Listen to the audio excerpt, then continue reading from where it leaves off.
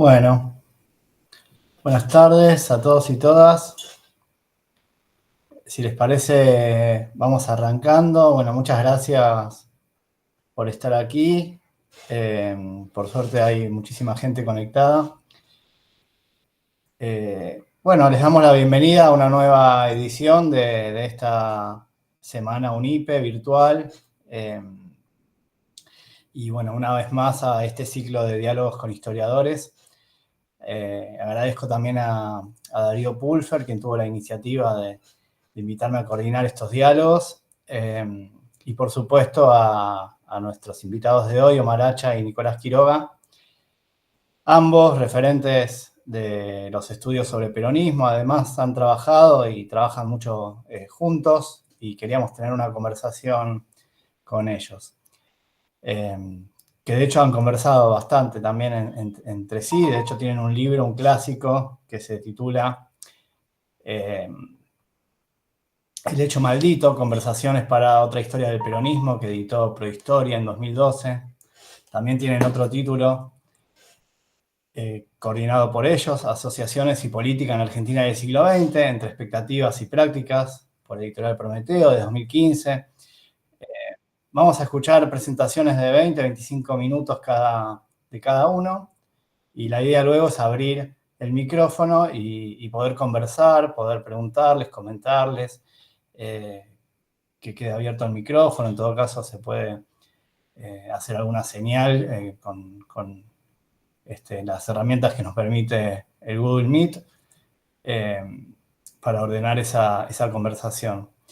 Entonces, bueno, le vamos a dar primero la palabra a Nicolás Quiroga, que lo voy a presentar brevemente. Es investigador independiente del CONICET, doctor en Historia, es profesor en la Facultad de Humanidades en la Universidad Nacional de Mar del Plata, director del Centro de Estudios Históricos de la misma casa de estudios. Es un referente, como decía, indiscutido en los estudios sobre peronismo. Ahora también se especializa en temáticas ligadas a la historia de Internet, las humanidades digitales, los archivos en la era digital.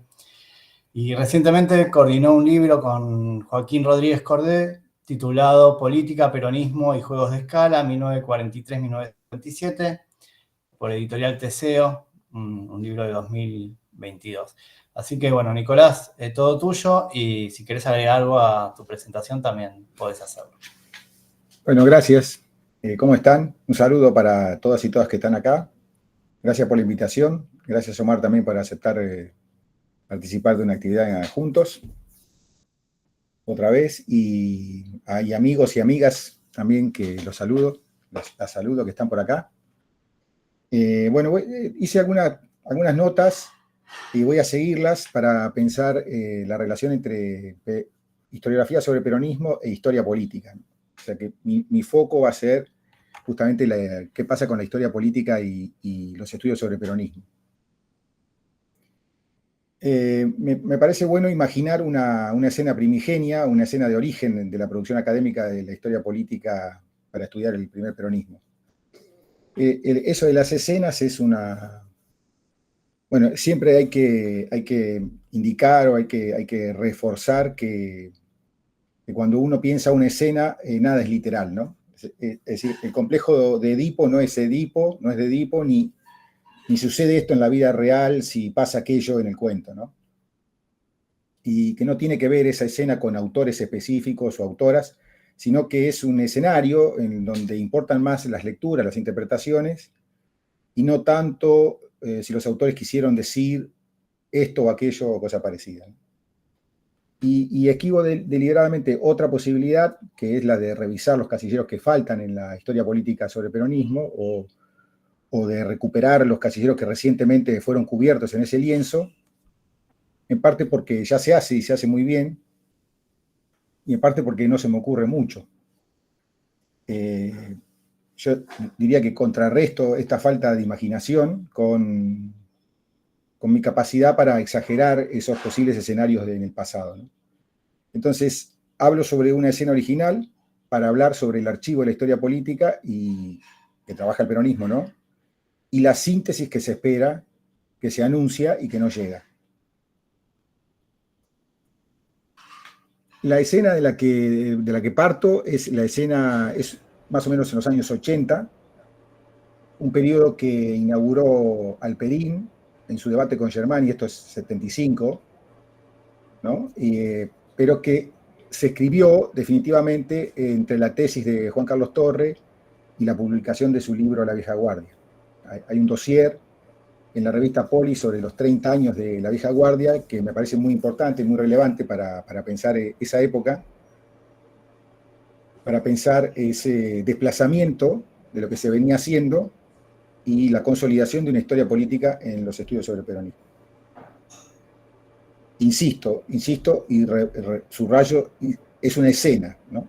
No vengan a pedirme que yo incluya ahí algo que a ustedes se les ocurra, ¿no? Y no vale decir, no está Siria, y falta Sirven. Bueno, capaz que incluso esta escena sirve para otras canteras, ¿no? Para otras áreas de investigación. Lo veremos, pero por ahora mantengo el foco en esta escena de política y peronismo.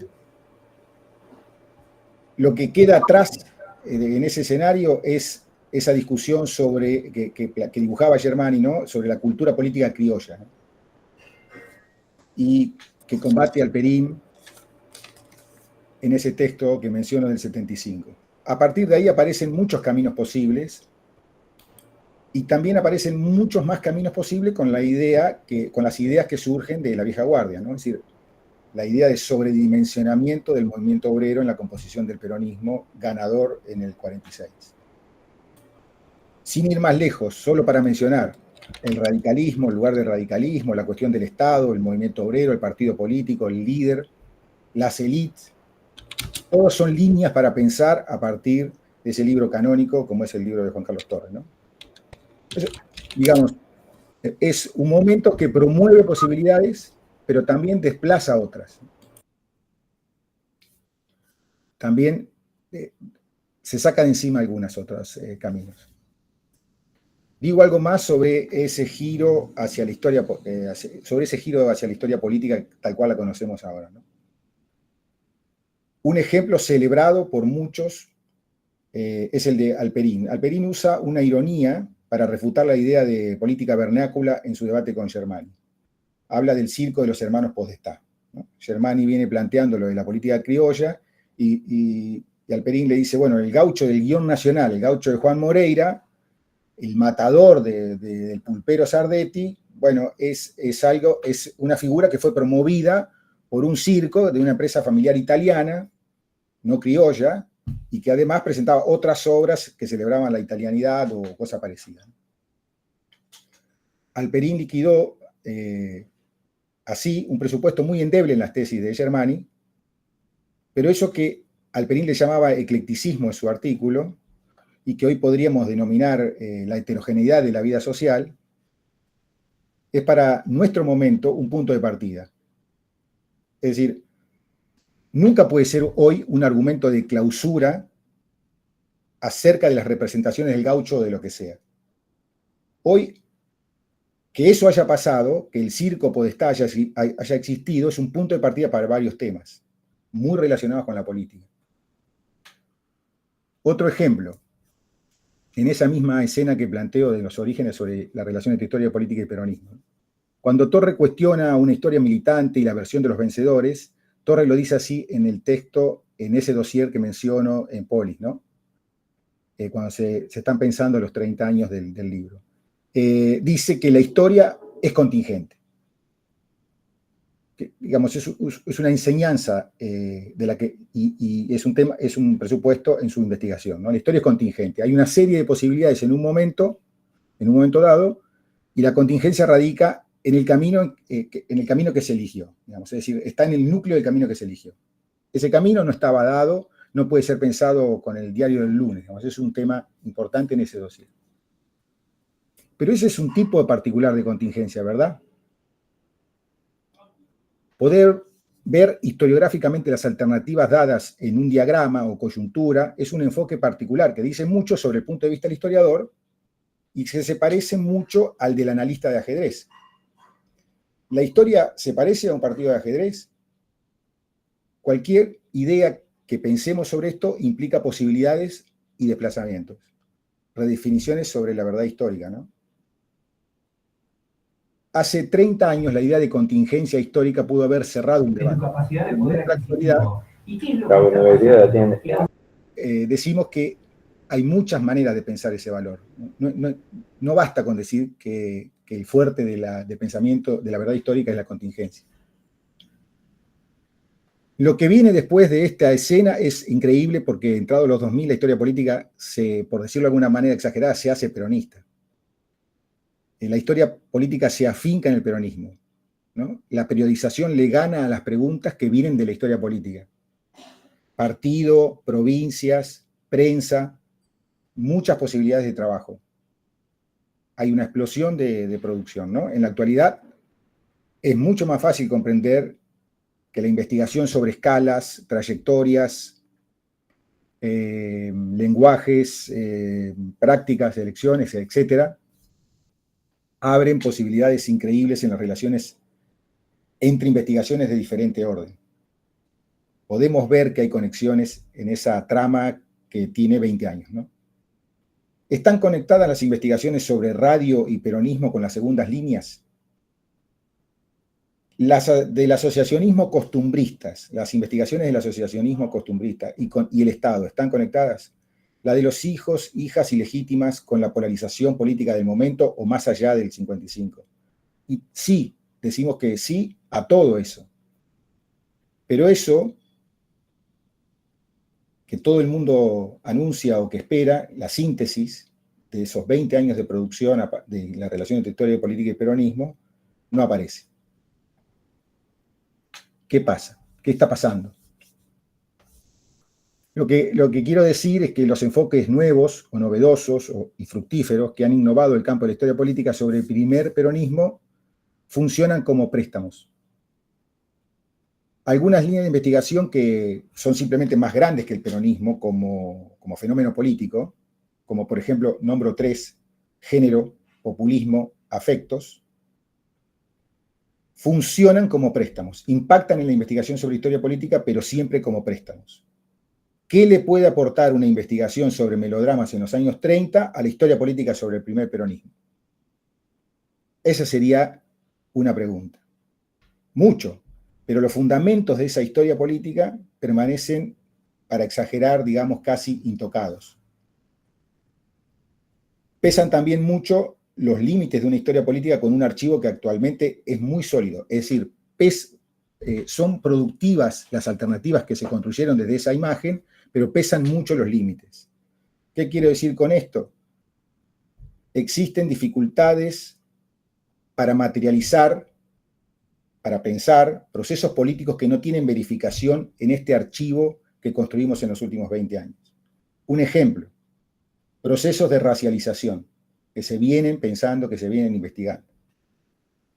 No se puede construir ese problema buscando la palabra negro en los discursos que circularon en la prensa del periodo. Cualquier otra configuración disciplinar lo sabe la antropología, lo sabe la sociología. Por eso existió un giro archivístico. Pero para la historia política, bueno, ese tema parece haberse inventado desde nuestro presente.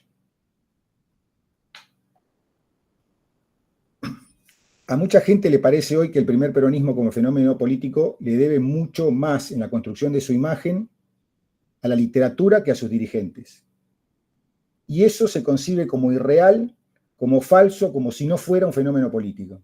En muchos casos, no estoy diciendo que todos estamos pensando así. La relación del populismo con la literatura o el cine, que está muy pensada, sobre la que se ha escrito mucho, circula muy poco por las mesas de historia política en los congresos de la red de peronismo o en interescuelas. Tiene sus propias mesas, sus propias sesiones. En lugar de decir que lo que se escribe como literatura desmiente su condición de hecho político, lo que pienso yo que hay que cambiar es la noción de hecho político para tratar de comprender cómo los procesos no terminan en los papeles de un partido o en la prensa del periodo o no terminan en el 55. Hay muchos intentos por refigurar el régimen de preguntas y pienso que tal vez esa reconfiguración conmueva la idea de política como ajedrez o la política como cálculo de variantes o fuerzas. Por el momento pienso, no tengo esa impresión, ¿no? Aclaro un poco más para terminar lo que estoy diciendo sobre archivo, ¿no? O cuando me refiero a archivo en esto, ¿no? Archivo no es el tipo de documento que revisamos, no es solo la masa de materiales que leemos o interpretamos. El archivo, podríamos decir, es un espacio vivo en el que se desenvuelven preguntas primitivas, como las que yo imagino que están en esta escena primordial que marqué. En ese espacio surgen ideas nuevas y nuevas preguntas, y la mayor parte de ese espacio está ocupada por fuentes documentales de diferente naturaleza, o volumen, o reconocimiento. Pero se suele olvidar el papel de las preguntas primitivas originarias para la construcción de esas fuentes. Por eso traje la escena de los comienzos de la historia política para estudiar el primer peronismo acá. A modo de ejemplo, tengamos presente esto. El reclamo en los comienzos de cualquier área de investigación es conocido. Se solía decir en los congresos, ¿no?, del peronismo: las fuentes para este tema son escasas para la provincia, o son escasas para la zona que estudio, o son escasas para nuestro país. Se sobreentiende, o se sobreentendía cada vez que aparecía ese comentario, que no estaba diciendo, esa persona no estaba diciendo que no quedaban registros del pasado en el planeta. Lo que estaba diciendo es que para abordar ese tema no había fuentes como las que se estaban usando o se pedía que se usen. 10 años después, repetir esa advertencia ya no estaba bien visto.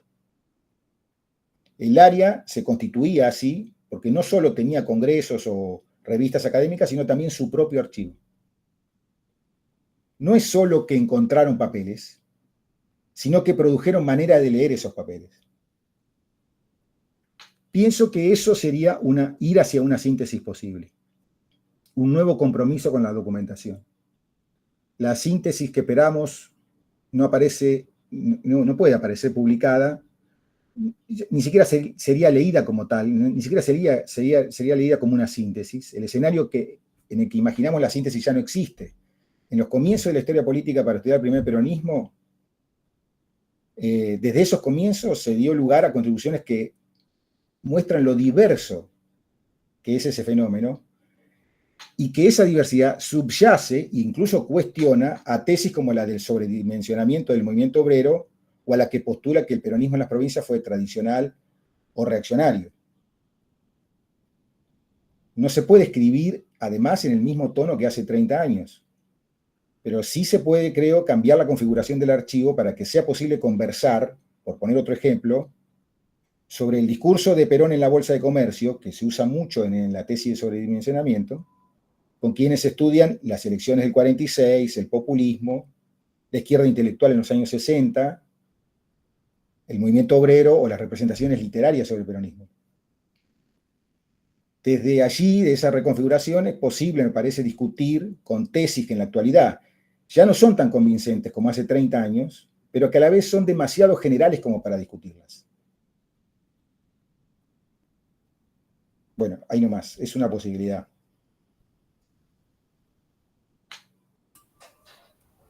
Bueno, muchas gracias, Nicolás.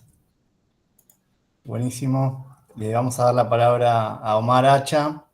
Omar es doctor en Historia, bibliotecario, licenciado en Historia, investigador principal del CONICET, investigador también del Instituto de Historia Argentina y Americana, doctor Emilio Ravignani, profesor regular en la Facultad de Filosofía y Letras de la UBA.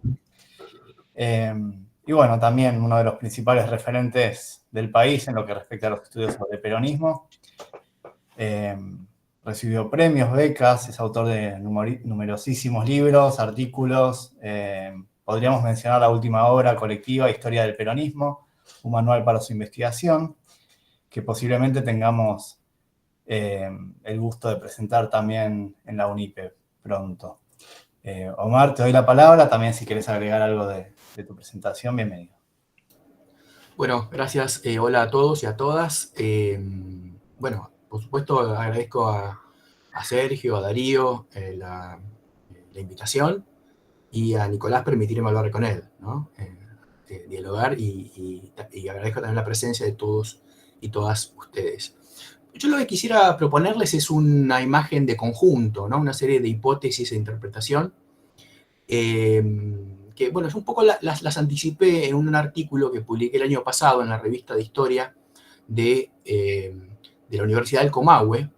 Está disponible en la red, así que un poco me voy a repetir, pero bueno, como dice Mirta Legrand, el público se renueva, así que probablemente conozcan o se acerquen a estas ideas por primera vez.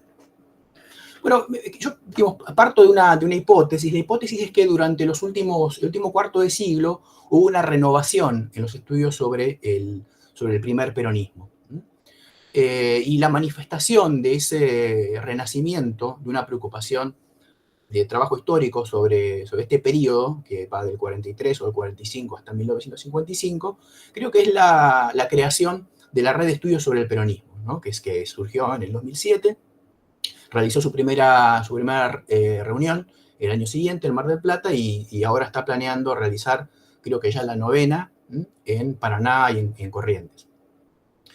Primero quería señalar que intentar situar, ¿no? Este crecimiento de los estudios sobre el primer peronismo respecto de otros periodos de la historia del peronismo. Yo hice una rápida revisión de las ponencias de 3 congresos organizados por la Red de Estudios sobre el Peronismo, del segundo congreso del año 2012, que tuvo lugar en Caseros, en la Universidad Nacional del 3 de Febrero, del 6º congreso, que se realizó en la ciudad de Buenos Aires en el año 2018, y el 8º congreso, que tuvo lugar el año pasado en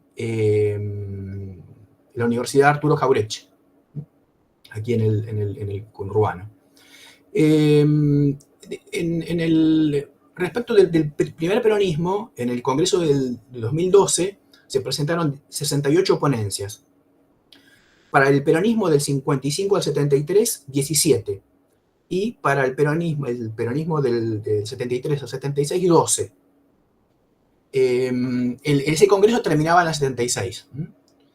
En el 6º congreso, 6 años después, entonces, se presentaron respecto del primer peronismo 91 ponencias, sobre el segundo peronismo 26, sobre el peronismo del 73-76 10 ponencias, y tenemos 8 trabajos sobre los peronismos a partir del 83.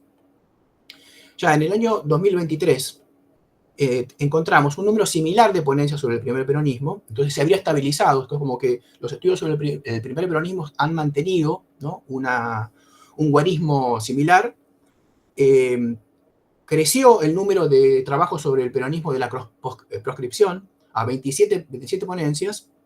Creció también el número de trabajos sobre el peronismo del 73-76, 19 ponencias, y para el peronismo posterior al 83 encontramos 17 ponencias. Es decir que tendría que haber hecho un gráfico para mostrar aquí, pero se puede observar la curva donde encontramos un cierto estancamiento de los estudios relativos, ¿no? De los estudios sobre el primer peronismo, que siguen siendo numerosos todavía, y un crecimiento importante de los estudios sobre los otros periodos del peronismo. Digo esto para pensar quizás algunos temas comunes, y como esta va a ser una serie de charlas sobre los estudios sobre el peronismo, puede servir.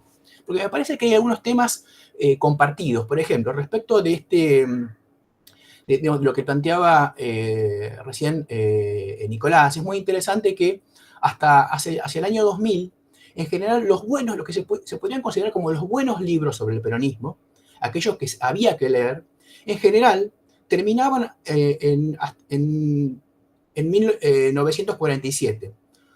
El libro que citó Nicolás, de Juan Carlos Torre, el libro de Hugo del Campo, ¿no? Y otros trabajos relevantes concluían ahí. ¿Pero por qué concluían ahí? Básicamente porque subtendía, ¿no? Subyacía la idea de que la historia del peronismo tuvo un primer momento democrático, digamos, que se desarrolla básicamente entre el 17 de octubre de 1945 y, diríamos, la clausura de ese momento con la caída de Luis Gay, ¿no? del secretario general de la CGT, el telefónico Luis Gay, y el cierre creciente, ¿no? de este momento plural y diverso del peronismo. A partir de ese momento, año 48, problemas, comienza a haber problemas en la balanza de pagos, una suerte de burocratización, ¿no? La reforma constitucional del 49, una mayor conflictividad política. Entonces se cerraría ese primer momento plural, y luego comenzaría una lógica de autodestrucción del peronismo, ¿no? Que culminaría con la caída de 1955. Entonces hay una narrativa de fondo, que es momento democrático, crisis y lógica autodestructiva del peronismo. Me parece que esto es algo que se puede encontrar en otros momentos de la historia del peronismo. ¿No es acaso lo que ocurre también para el periodo 73-76? ¿No hay hasta con la vuelta de Perón, con la victoria de Cámpora, con la reelección de Perón, una primera fase de multiplicidad, de complejidad, ¿no?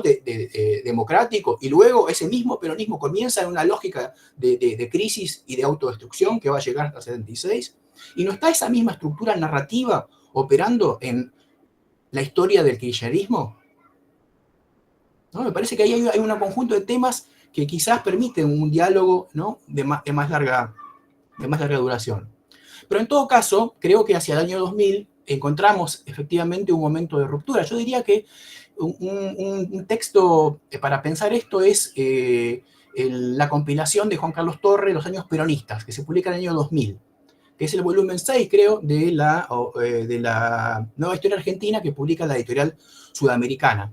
Y es muy interesante porque yo diría que ese libro, de alguna manera, sintetiza trabajos realizados entre el 83 y el 2000.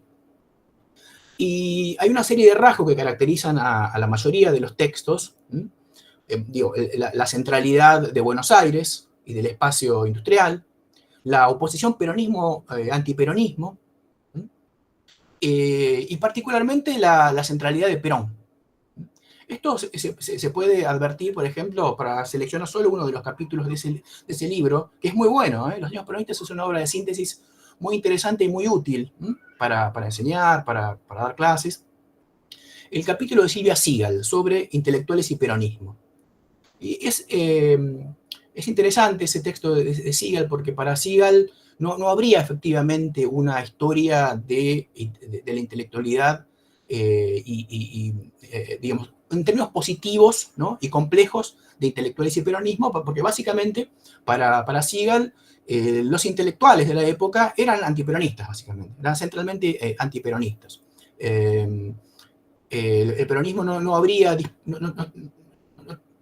tuvo un interés, y sobre todo Perón no tuvo un interés en discusiones intelectuales ni en permitir un desarrollo, ¿no? de una cultura intelectual. Y esto era muy tan así que yo cuando comencé a dar clases a fines del siglo pasado, daba en la materia en que ahora estoy enseñando, que es pensamiento argentino y latinoamericano. Y era muy significativo porque esta historia comenzaba con la generación del 37, Sarmiento, Alberdi, y luego seguía con los positivistas, ¿no? los nacionalistas, el ensayismo, etc. Pero había un bache. Entre 1940 y 1955 no había nada en la materia, ¿no? porque efectivamente parecía que en ese momento no había ocurrido nada relevante. ¿Y por qué? Digamos, ¿cuál es el problema? Yo creo que para pensar este tipo de cuestiones es interesante no suponer que existe algo así como un desconocimiento de la realidad, sino más bien, siguiendo las líneas de la historiografía francesa de la ciencia, intentar pensar cuáles son los obstáculos epistemológicos, ¿no? que regulan de alguna manera las maneras de ver y de investigar, ¿no?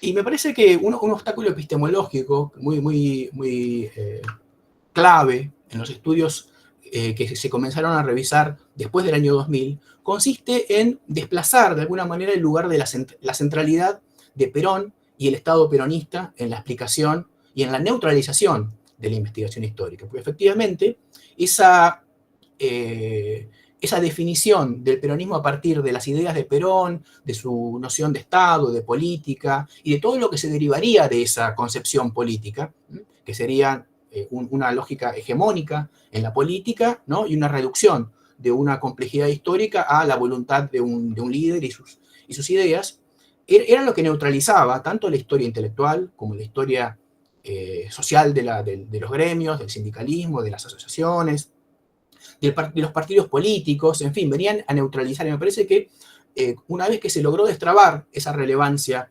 de Perón, ¿no? Y del Estado, se abrió un mundo de investigaciones, que es lo que me parece que explica en buena medida lo que ocurrió en estos 20 años, 20, 25 años.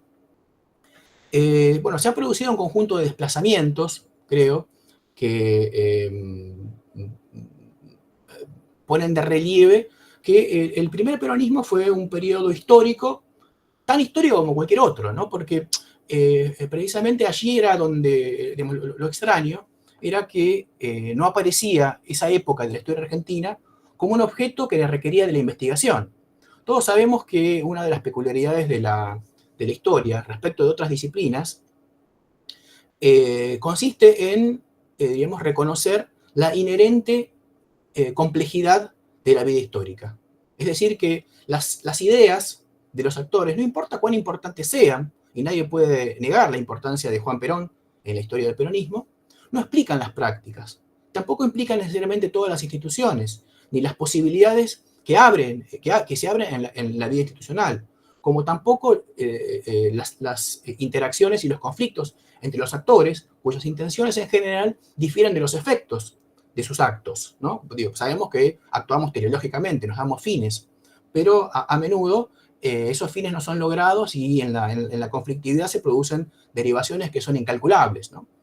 Esa historicidad es algo que sorprendentemente comenzó a ser pensado como propio del peronismo, como propio del estudio del peronismo. Y entonces, a partir de eso, ya la Argentina del periodo 45-55 pasó a ser enigmática, pasó a ser un problema, como algo que no conocemos y que tenemos que investigar. Y que para investigar eso requerimos fuentes, y no solo fuentes, sino una discusión y una revisión de las maneras de leer esas fuentes, e incluso de constituirlas como series de lectura y de investigación. Algún día habría que escribir, ¿no? una historia de la historiografía sobre el peronismo para mostrar, ¿no? Para hacer manifiesto cómo hubo que trabajar para considerar que el periodo de la historia argentina del 45 al 55 tenía historia, tenía historicidad, y que ese país era un país extraño, y sigue siendo un país extraño para nosotros y nosotras, y que por lo tanto exige un esfuerzo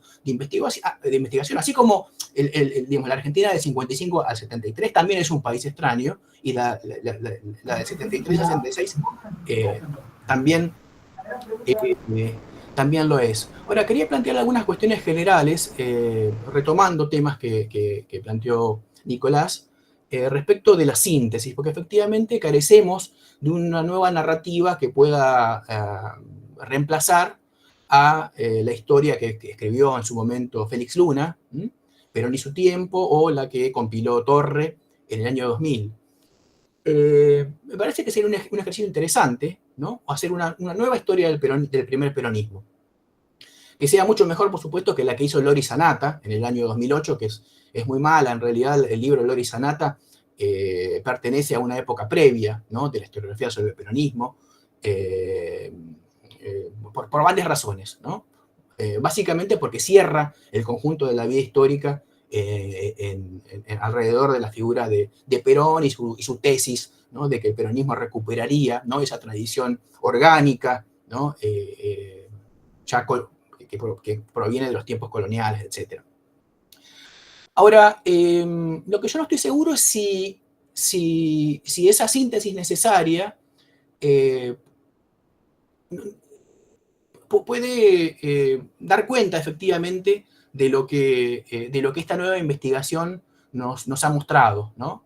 Es decir, no sé si la escritura de obras polifónicas, más fragmentarias, quizás estas escenas como la que nos planteaba recién Nicolás, pero multiplicadas en distintos espacios, con muchas temporalidades y puntos de vista, no sería una manera más interesante y más adecuada de representar esta nueva historicidad del peronismo, ¿no? Pienso, para dar dos miradas distintas, ¿no? Una podría ser una historia del peronismo como en la película de Akira Kurosawa, Rashomon, ¿no? donde se cuentan varias historias sobre el asesinato del guerrero, del samurái, y ninguna de ellas no sabemos finalmente cuál es la correcta. Incluso no sabemos si la propia narrativa del samurái que es revivido, ¿no? Lo matan pero lo reviven y cuenta la historia en la misma película, es efectivamente la verdadera. Es decir, si la síntesis no nos constriñería a elegir cuál era el punto de vista de una historia que nos quita, ¿no? que nos borra de la misma productividad y del carácter construido, ¿no?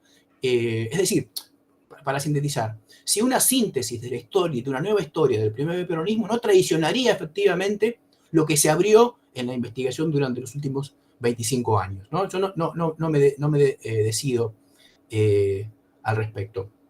Pero creo que es un tema para discutir, para conversar, ¿no? ¿Se ha agotado el estudio sobre el primer peronismo? ¿Hemos entrado en una fase de rendimiento decreciente? Entonces ya no generan nuevas interrogaciones e interés y no despierta una pasión por la investigación, y entonces tendríamos que dedicarnos más bien a momentos menos transitados, como los que se comienzan a recorrer después de 1955. ¿No sería más útil que nos pusiéramos una política de investigación donde incentiváramos más bien el estudio del menemismo, ¿sí? Donde tenemos pocos trabajos, o avanzar ya sobre los tiempos del momento Duhalde o de los Kirchner, etcétera, ¿no? Me parece que ahí tenemos otra discusión. Yo al respecto, me parece que en general en la historia intelectual y en la historia de la historiografía tenemos una suerte de arcaísmo narrativo. A menudo leemos el célebre libro de Thomas Kuhn, ¿no? La estructura de las revoluciones científicas, ¿no? Que explica cómo un paradigma científico que permite explicar, permite dar cuenta de una realidad, comienza a sufrir ciertas anomalías.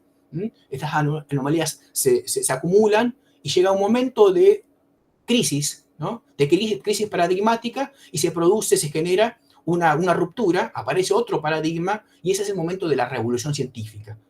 Y desde ese momento se comienza a construir una nueva ciencia normal, que luego va a entrar en crisis en su momento, pero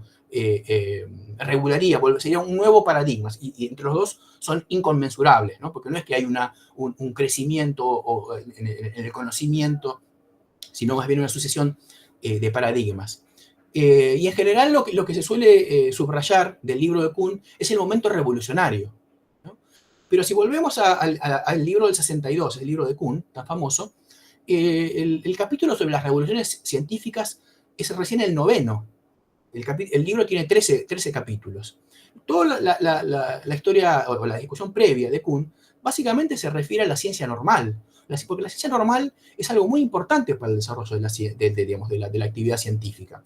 Porque bueno, tenemos el primer momento de la genialidad de la fórmula, ¿no? Pero hasta que se pueda construir, se pueda desarrollar todos los conocimientos y la acumulación de saberes para poder sostener, ¿no? Y de alguna manera darle entidad científica y empírica a esas intuiciones geniales, hace falta una acumulación muy larga de un trabajo mucho más gris, ¿no? Mucho menos heroico, pero igualmente importante para el desarrollo del trabajo científico.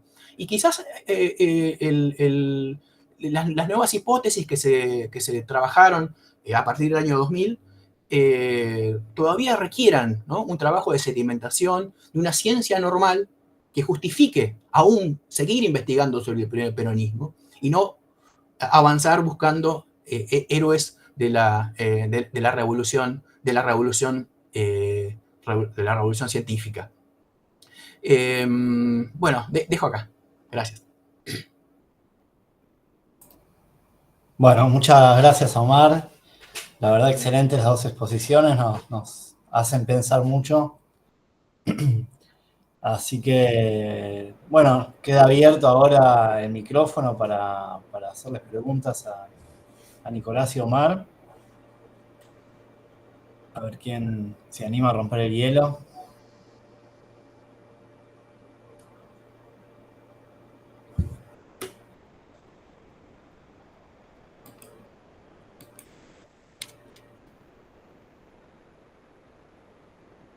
Martín, sí.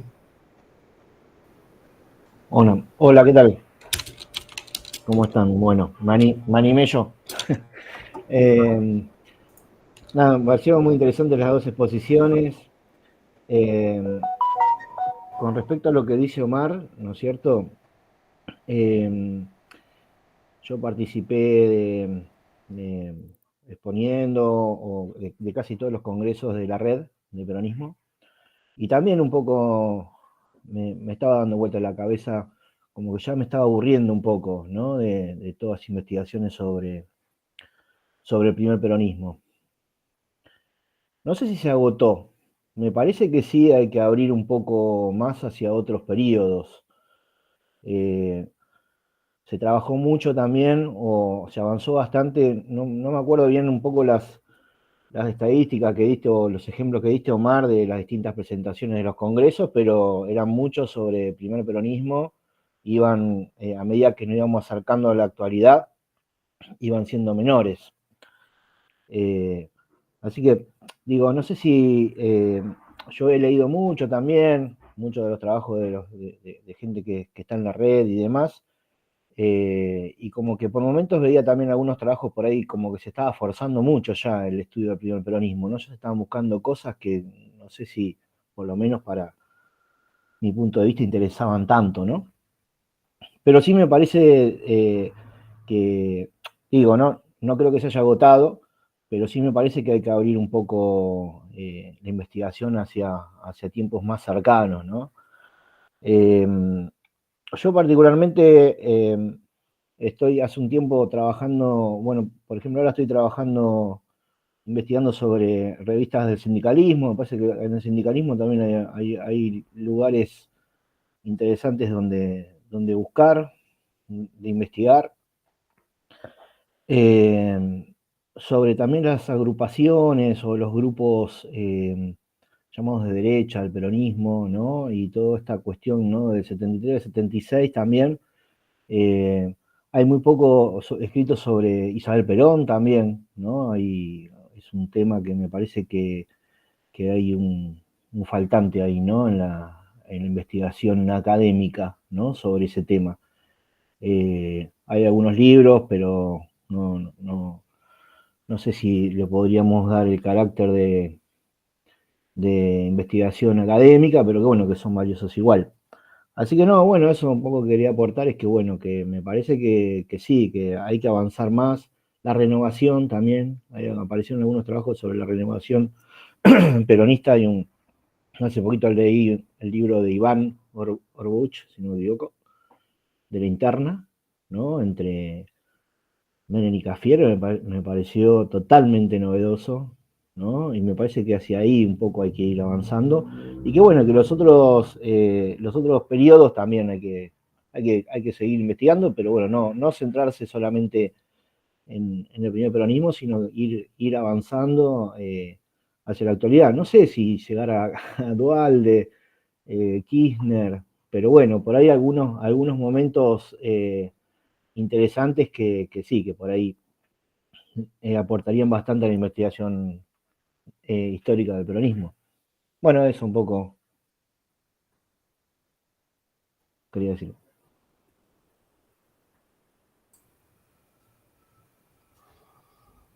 No sé si quieren responder o tomar la palabra o seguimos recogiendo Como ustedes comentarios, quieran, preguntas. si quieren que reunamos o vamos respondiendo, no sé cómo prefieren. Bueno, a ver si alguien más quiere sumar alguna pregunta o comentario.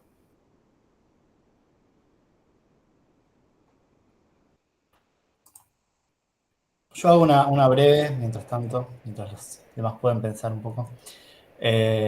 Sobre todo a Omar, por algo que mencionaste, respecto del correr a Perón del centro, ¿no? Que me parece que es súper valioso y atendible. Me pregunto si no existe también ahí un riesgo o si no nos falta también ahora nuevamente volver a pensar a Perón desde esas nuevas miradas que nos aporta esta renovación historiográfica, ¿no? Es decir, pensar las prácticas, los vínculos, y no solo para el primer peronismo, ¿no? Para todo lo que sigue también hasta su muerte. Sumo esa pregunta. Yo sumo una también, si puedo. No sé si tenía que levantar la mano primero. No, perfecto. Sobre esta cuestión de la tensión entre la posibilidad de hacer nuevas síntesis que recopilen algunos de estos nuevos trabajos de las últimas décadas y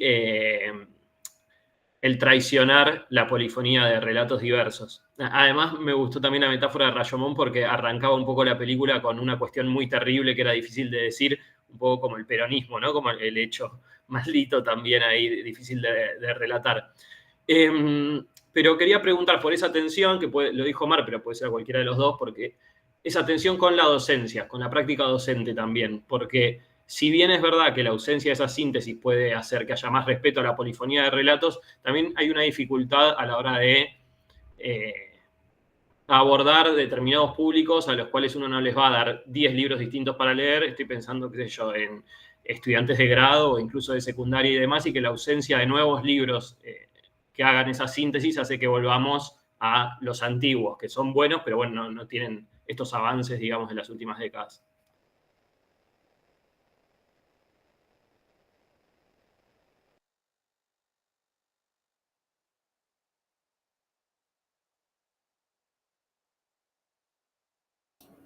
Bueno, si les parece, puedo intervenir. Bueno,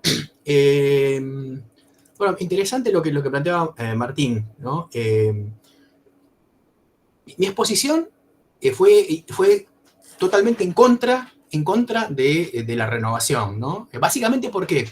Porque la manera en la cual organicé, ¿no?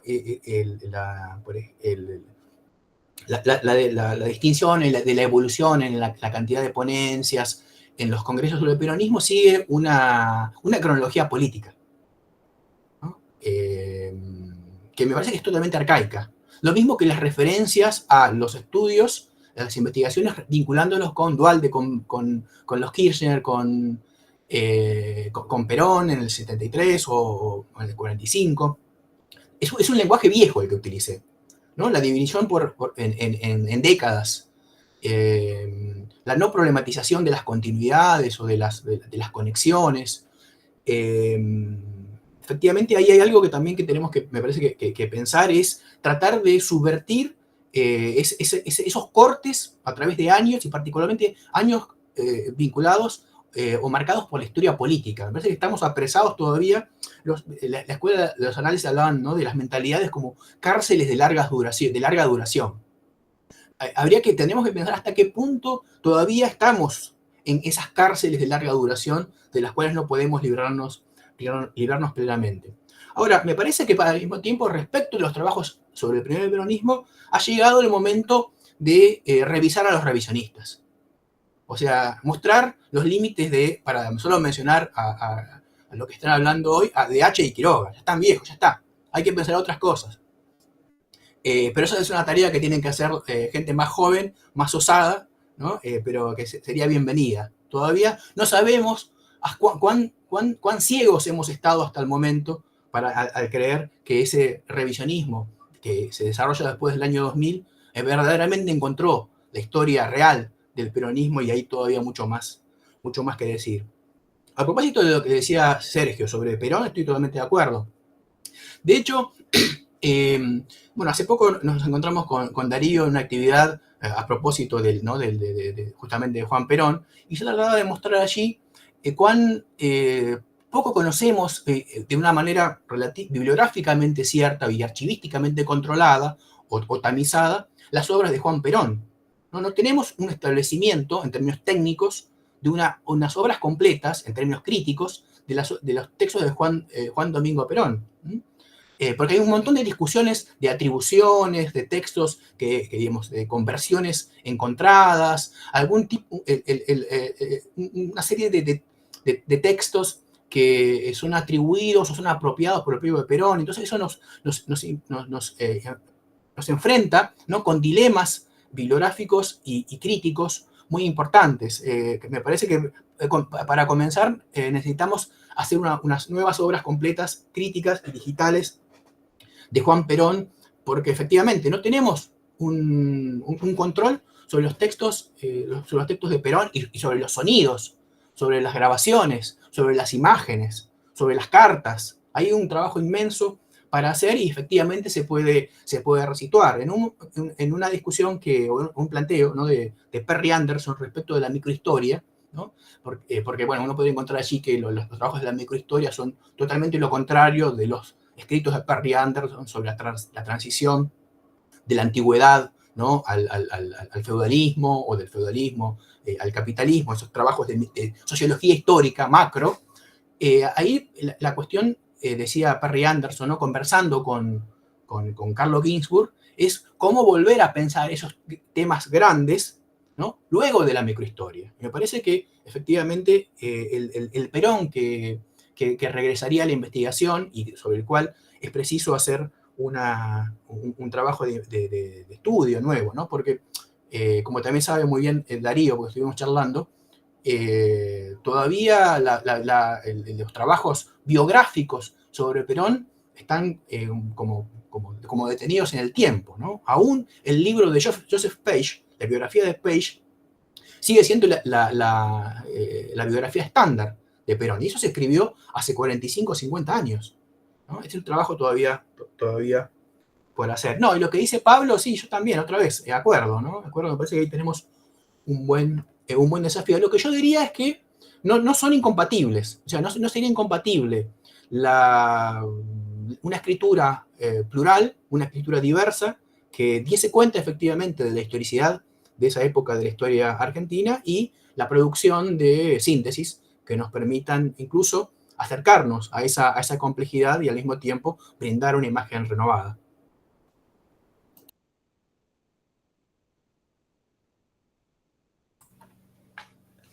Hago una acotación nada más, está muy de acuerdo con lo que planteaba Omar sobre lo que planteaban, creo que más o menos iba en el mismo sentido Martín, Pablo, y lo de Sergio también Omar lo puso en la misma línea, ¿no?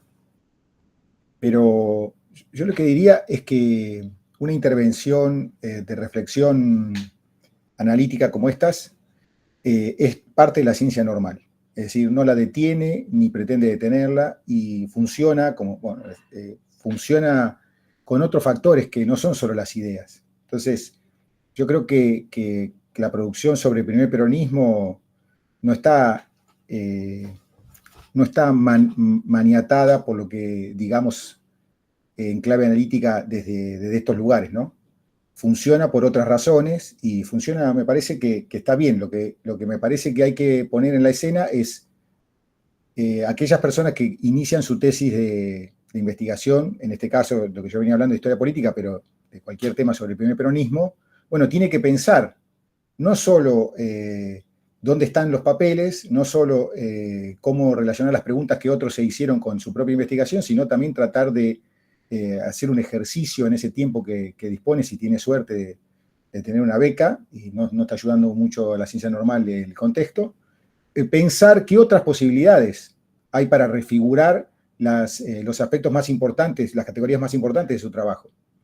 Es decir, yo pienso que la pregunta sobre la síntesis no detiene la ciencia normal, y al contrario, depende mucho de esa ciencia normal. Así que es una respuesta fácil, pero la relación entre docencia, esto que planteaba Pablo, ¿no?, entre síntesis y trabajos más específicos, más monográficos, bueno, se va dando como parte de ese engranaje de ciencia normal. No la podemos nosotros imponer como un canon, digamos, ¿no? De hecho, incluso cuando se hizo esa prueba no funcionó bien, ¿no? Quienes tienen la manija, digamos, de poder imponer algunos cánones son las editoriales grandes, no nosotros. Gracias, Nicolás, Omar. ¿Alguien más quiere tomar la palabra?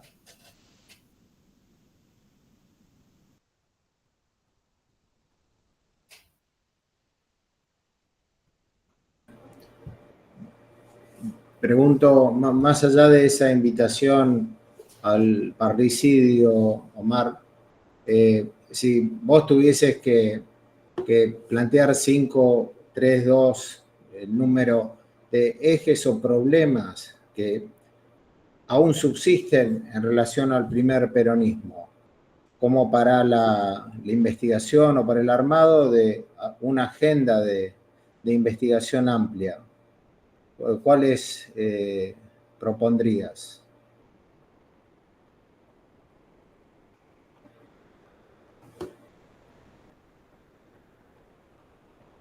Estás muteado, ¿eh?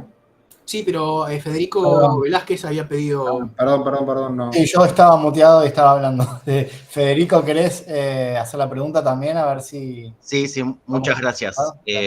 Perdón que estoy sin cámara, pero bueno, actualmente yo me estoy dedicando justamente a iniciar mi tesis de grado con un estudio ubicado temporalmente dentro del primer peronismo, que es específicamente sobre la masacre del pueblo Pilagá, la masacre de Rincón Bomba. Bueno, de hecho yo uso tanto a Omar Hacha como a Nicolás Quiroga como un poco la base del planteamiento de la cuestión que pretendo ahí como un poco meter hacia el final de la investigación, que es esta cuestión de si verdaderamente ya está estudiado a fondo el primer peronismo, si todavía no quedan varias deudas historiográficas, por decirlo de algún modo, dentro de ese periodo. Y yo creo que, por ejemplo, ¿no? A raíz de un estudio más profundo acerca de los límites de la democratización al bienestar, o esto que mencionaba Omar hace un rato respecto a cómo también se reconfigura el peronismo a partir sobre todo de 1948, cuántas cosas pueden entrar por ahí que al día de hoy todavía no les prestamos demasiada atención, que pertenecen al amplio espectro del peronismo, y si una de esas cosas no podría ser, por ejemplo, como en mi caso, la cuestión indígena, no solo por la masacre del pueblo Pilagá, sino también, por ejemplo, como experiencias como el primer malón indígena, que también se dio en el 47, y demás. O sea, cómo ven ese campo de estudio, ¿no? De esta relación entre el primer peronismo y el indigenismo, si se quiere.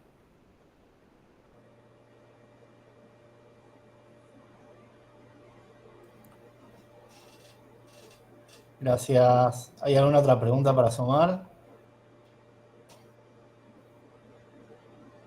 Bueno, la de Darío era para responder rápido igual, así que... Bueno, si les parece, intento responder algo.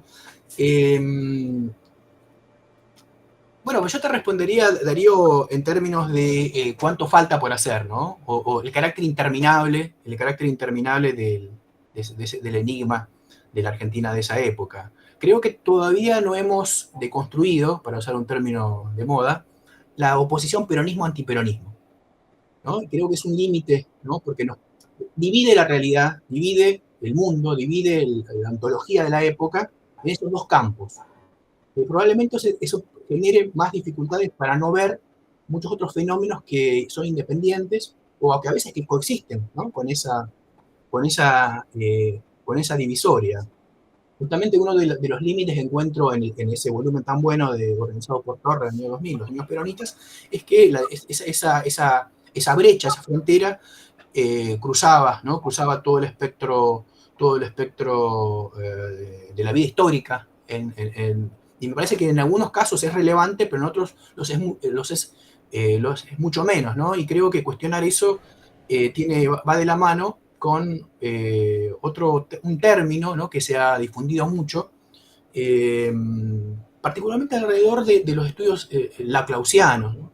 Pero no solo ahí, que es el concepto de identidad, ¿no? Yo creo que es otro obstáculo epistemológico, la idea de identidad, ¿sí? Identidad política, identidad cultural, que tiende a fosilizar algo que tiene una temporalidad, que es discontinuo y que no siempre avanza en la misma dirección y que debe ser y que se mantiene a través de una repetición, ¿no? Esto que decía Ernest Renan, ¿no? Sobre la nación, ¿no? Este plebiscito de todos los días, también hay que plebiscito todos los días para ser peronista o para ser antiperonista o para ser socialista que se apoya al peronismo, o sea, para ser comunista que se combate al peronismo, etc., ¿no? Y el concepto de identidad tiende a ocluir el carácter problemático de la temporalidad, de la repetición y de este carácter renaniano, ¿no? de los modos de situarse en la vida histórica.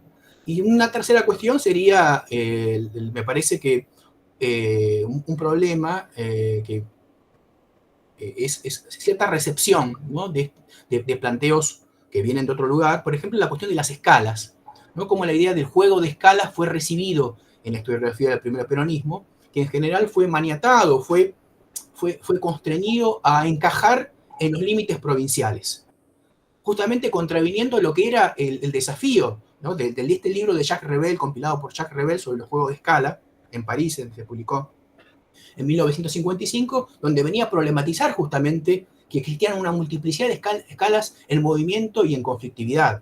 Pero como se lo recibe en la historiografía sobre el primer peronismo, es a través de los moldes institucionales de las fronteras tradicionales de las provincias.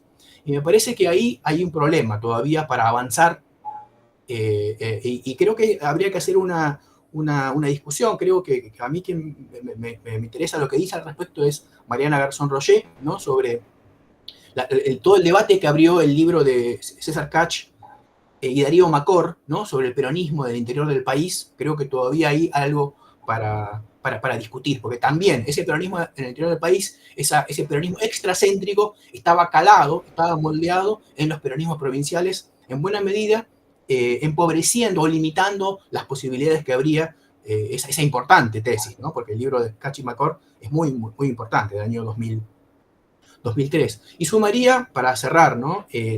Este tema que planteaba Federico, efectivamente, me parece que ahí hay toda una una cadena conceptual a la cual el propio Nicolás hizo referencia, ¿no? A propósito de Germani, y bueno, vincularía, ¿no? Entonces el tema del indigenismo, de lo racial o lo étnico, lo del color, etcétera, que también es un problema, ¿no? También es un problema y que es algo que verdaderamente desconocemos. Es una tierra incógnita todavía, todo ese ámbito, ¿no? de la investigación. Entonces, bueno, creo que tenemos mucho trabajo todavía por hacer sobre este periodo, ¿no?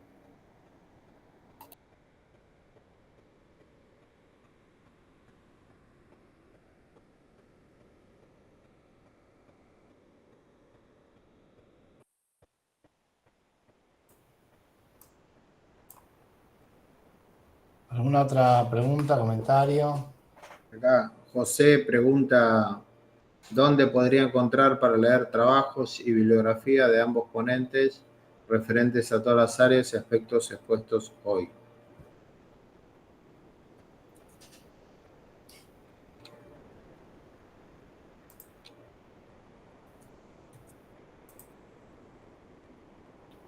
Bueno, Omar hizo referencia a un artículo en el que trabajó los temas que expuso hoy. A lo mejor podemos encontrar el link y compartirlo acá. Sí, hay un conjunto, en realidad hay una mini industria de estudios bibliográficos sobre la historia del peronismo, pero particularmente sobre el primer peronismo, ¿no? Ya comenzando con un viejo texto de Mariano Plotkin del año 92, creo, y luego otros trabajos. Juan Manuel Palacio escribió una revisión bibliográfica, con Nicolás publicamos El hecho maldito, y luego hay otros que yo cito en este estudio que publiqué el año pasado en la revista del Comahue, así que, bueno, están las miradas de Nicolás y la mía, pero hay muchas otras alternativas e igualmente interesantes, o quizá mejor que las nuestras.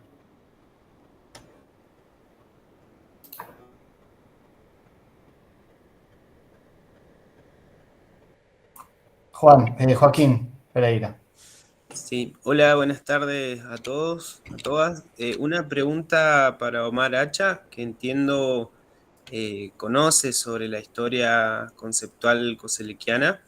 Mi pregunta es en el marco de las vacancias que viene señalando, si entiende que desde un punto de vista teórico, metodológico, una historia conceptual del campo semántico, diríamos, del primer peronismo es todavía una deuda, y puntualmente, si lo considera así, ¿cuáles podría señalar como los famosos conceptos históricos fundamentales? En ese sentido, para mí puntualmente me inquieta saber si piensa que justicia social es uno de esos.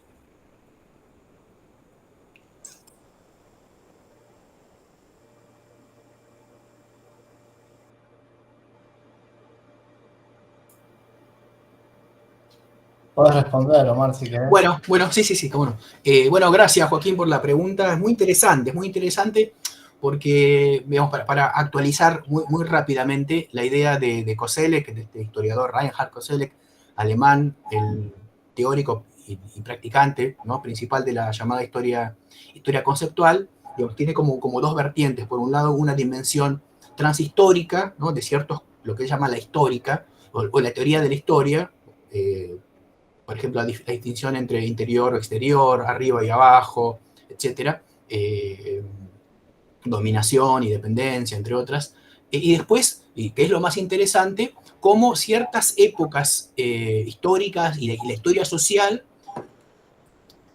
condicionan la emergencia de ciertos conceptos que no son, digamos, conjuntos de palabras o ideas que están en la conciencia de los sujetos, sino que estructuran la vida social, ¿no? Y eso es muy interesante porque, por ejemplo, haciendo revisión utilizando, ¿no?, el término que mencionaba Joaquín, ¿no?, justicia social, que como sabemos viene de un archivo anterior, en parte viene del discurso católico social, ¿no?, desde la encíclica Rerum Novarum de 1891 al menos, pero también viene de la línea socialista.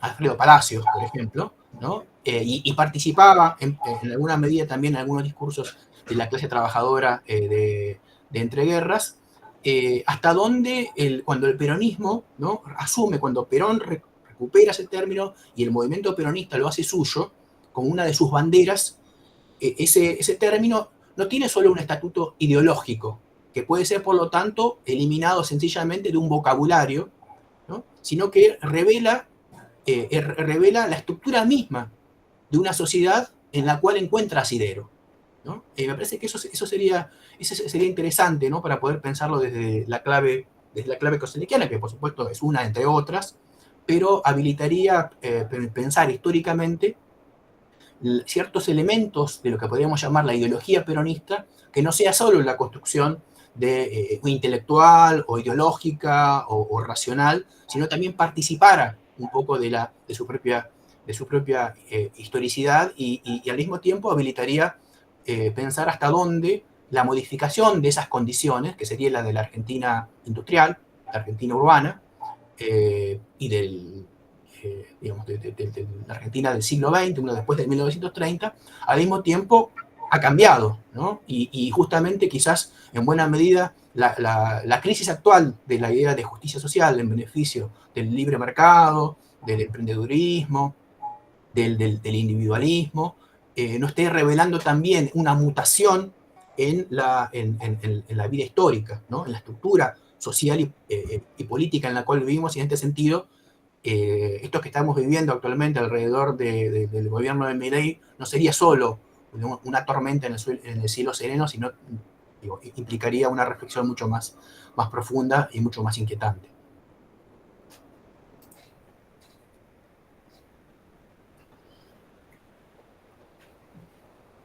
¿Alguien más? Aprovechen la oportunidad. ¿Puedo hacer una pregunta? Hola, bueno, gracias a Omar y a Nicolás por las presentaciones, porque bueno, sugirieron muchas líneas. Y en relación a algo que había planteado Nicolás, ¿no?, esta relación entre distintas áreas temáticas que a veces parecen como áreas estancas, ¿no?, que no hay relación, y las posibles líneas creativas que se podrían desarrollar, por ejemplo, a partir del estudio del melodrama en los 30 en relación a la política del peronismo, ¿no?, unas líneas interesantes. Y algo que también planteaste en relación a estudios novedosos, por ejemplo, los que analizan en la actualidad la racialización, ¿no?, y la relación con esas preguntas primitivas, cómo nos acercamos a los archivos, a las fuentes, ahí se pone en evidencia la tensión en el estudio historiográfico, ¿no? Entre nos acercamos a ese mundo, pero con preguntas del presente, y a veces forzamos y buscamos encontrar en esos textos que convertimos en fuentes conceptos que no estaban en la época, ¿no? Entonces, me pareció interesante a partir de lo que planteaste, y justo surge el tema de los estudios sobre la racialización, cómo trabajar con esa tensión que es parte del trabajo historiográfico, ¿no? No cometer anacronismos, pero también partir de las preguntas de nuestro presente.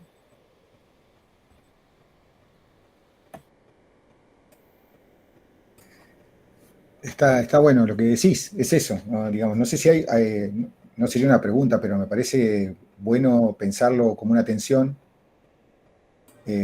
por dos cosas. Primero porque si te pones a pensar cómo funcionó con la historia política, bueno, siempre yo me refería a Karush, ¿no? Directamente, cuando hice referencia al tema del melodrama y en los años 30 y el peronismo, porque, bueno, su texto circuló e incluso está puesto en discusión, súper interesante el tema, además de lo que plantea Karush.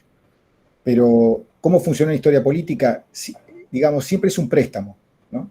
Es decir, la historia política tiene actores y tiene dinámicas, y está bueno ver también cómo funcionó en relación con los medios y en relación con ciertos géneros literarios. Pero, digamos, eso no afectó la manera en que se trama la historia política dentro para pensar el primer peronismo. Digamos, lo otro que puedo decir es que sí funciona en otros lugares, como por ejemplo género, ¿no? La pregunta desde el presente refigura las preguntas al pasado y se instalan, ¿no? Creo que con el peronismo eso es muy evidente, porque no solamente en las cuestiones relacionadas con género, desde pienso yo, que la compilación en la que también participó Omar de Valobra, ¿no? Generando el peronismo, o el tema de las historias de las mujeres en la vida partidaria también es muy fuerte, y en los 60 todavía más fuerte todavía. Es decir, ellas sí modificaron la escena de las preguntas sobre el archivo, ¿no? Frente a la idea de que no había fuentes, eso cambió completamente. Se puede mirar, se puede peinar los mismos textos, los mismos documentos, o los mismos entrevistas, etcétera, de otra forma. A mí me parece que la idea de eso que planteabas, Cecilia, como tensión, es definitivamente lo que hace la ciencia normal. Pero parece ser que con respecto a la historia política, todavía no impacta en sus preguntas básicas.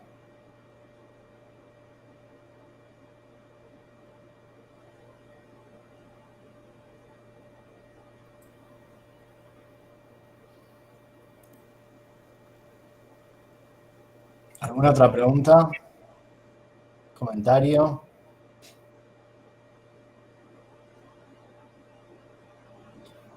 Bueno, creo que estamos en condiciones de cerrar entonces. La verdad es que fueron muy sugerentes las exposiciones y también las preguntas que surgieron, las respuestas. Nos quedamos todos y todas pensando mucho. El miércoles seguimos con estos diálogos respecto de los estudios sobre peronismo, para trabajar ya la segunda etapa, del 55 al 73, o al 69, no me acuerdo cómo lo habíamos presentado.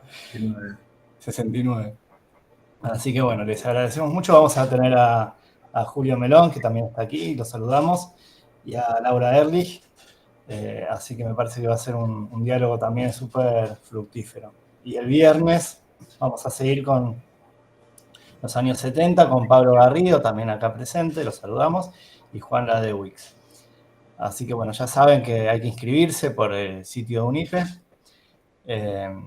Y bueno, esperamos entonces encontrarnos nuevamente. Muchas gracias nuevamente a Omar y Nicolás por la enorme generosidad.